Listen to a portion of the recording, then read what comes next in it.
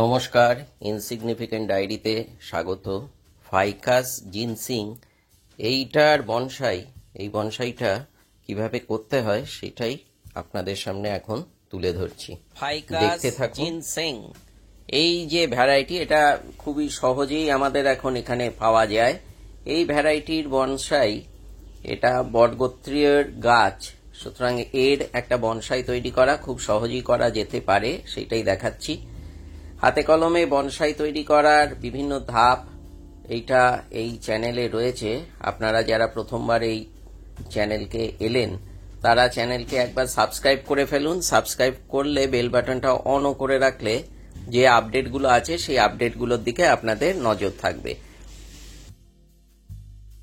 প্রথমেই যে কাজটি করতে হবে সেটা হচ্ছে যে পাতাগুলোকে আস্তে আস্তে ছেঁটে ফেলতে হবে। এটা বনসাইয়ের প্রাথমিক যে লুক দেওয়া, সেই লুক দেওয়ার কাজেতে যে পাতা থাকে সেই পাতাগুলোকে ধীরে ধীরে ছেঁটে ফেলুন। যেভাবে দেখাচ্ছি এইভাবে ধীরে ধীরে ধীরে ধীরে পাতাগুলোকে ছেঁটে ফেলে নিন।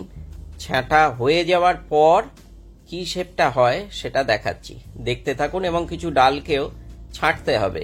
এককানি ডাল, প্রচুর শাখা পোশাখা এইসব থাকলে হয় না। ওই যে এইদিকে যে ডালটা এখন দেখালাম, এর মাথার দিকটা একটু বেঁকিয়ে চেপে দিলে দেখতে অন্যরকম হবে। সেই জন্য এটাকে আমরা এবার লুক দেওয়ার কাজটাতে আসছি। এই কাজটা করার জন্য বনসাইকে একটু দূর থেকে কিন্তু দেখতে হয়। দেখার পর কেমন লাগছে সেইটাকে বুঝে নিয়ে তারপর নেক্সট স্টেপে আসতে হয়। এইটা একটু দাঁড়িয়ে থেকে দেখে নেওয়ার পর এইবার এই যে নরম যে তার আছে, এই তার নিয়েও আমাদের এই চ্যানেলে বলা আছে কি ধরনের তার। অ্যালুমিনিয়ামের যে এখন তার যেগুলো থাকে সেইটা, বা তাতে একটা কপারের কোটিং থাকে, সেই রকম গোছের তারকে জোগাড় করাটা খুব ভালো।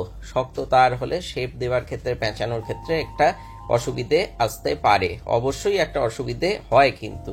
সেই জন্য এই ধরনের নরম তার দিয়ে ব্যবহার করুন, দেখতে থাকুন।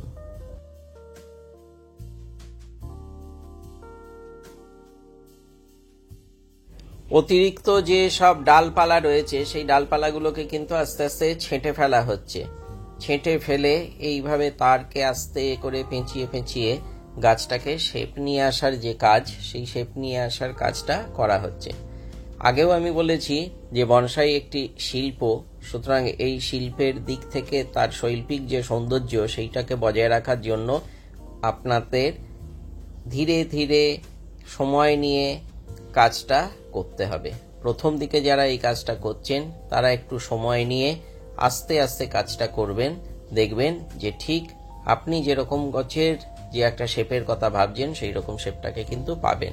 সুতরাং দেখতে থাকুন, পরপর স্টেপ যেগুলো রয়েছে সেই স্টেপগুলো দেখুন। প্রথমে এই দিকের যে ডালটা রয়েছে সেই ডালটাকে বেঁকিয়ে দিয়ে একটা শেপ আনার চেষ্টা হলো। এবার মাঝখানের যেটা ছিল সেই মাঝখানে। আর এই কাজটা করা তখনই সম্ভব হবে যখন আপনি এর পাতাগুলোকে ছেঁটে ফেলে দিয়েবেন।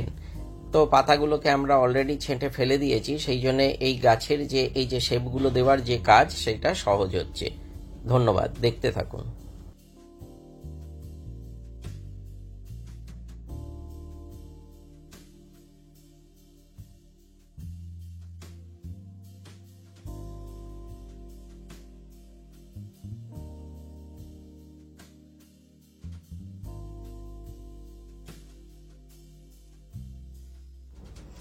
একটু তাড়াতাড়ি করেই দেখিয়ে দিচ্ছি যে দেখুন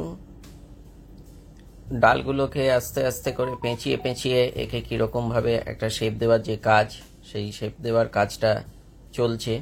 এবং গোড়াটাকে একটু এক্সপোজ করে দেওয়া, সেই গোড়াটাকে এক্সপোজ করে দেওয়ার কাজটাও কিন্তু এর মাঝখানেতে একটু করা হলো। দেখতে থাকুন।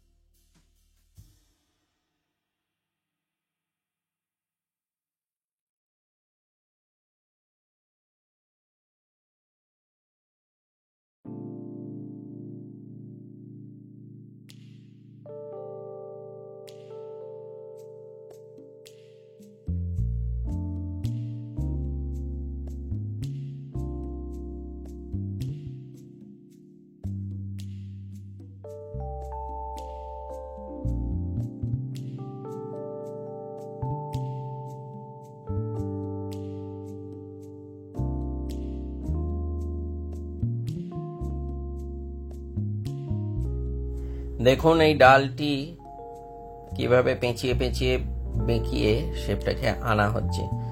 শুরুর সময় যে শেপ ছিল সেই শেপ থেকে কিন্তু একদমই অন্যরকম একটা লুক চলে আসছে।